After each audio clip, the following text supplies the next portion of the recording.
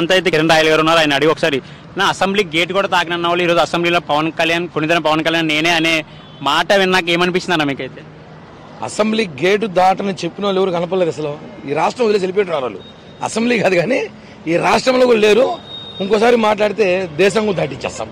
పవన్ కళ్యాణ్ గారు 21 strike rate 100% దమ్మున్న leader. చెప్పింది చేస్తాడు.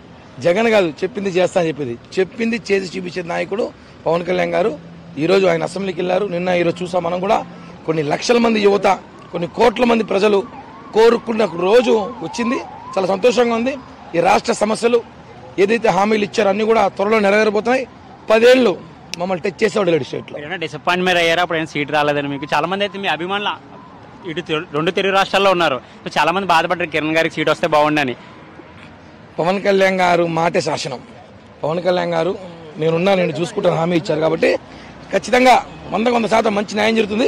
అందరం బాగుంటాం. అలాగే తిరుపతిలో జరిగిన అవినీతి గురించి బయటికి తీసే అవకాశాలు ఎప్పుడు ఉన్నాయి? మళ్ళీ ఆల్రెడీ స్టార్ట్ చేసాం. రోజు కూడా బయట తీసుకొస్తాం. ఈ 2 నెలల్లో పూర్తిగా ప్రక్షాళన చేస్తాం. తిరుమల 5 సంవత్సరాల పరిపాలన ఎలా ఉండబోతుంది ఈయన డిప్యూటీ సీఎంగా? 10 సంవత్సరాలు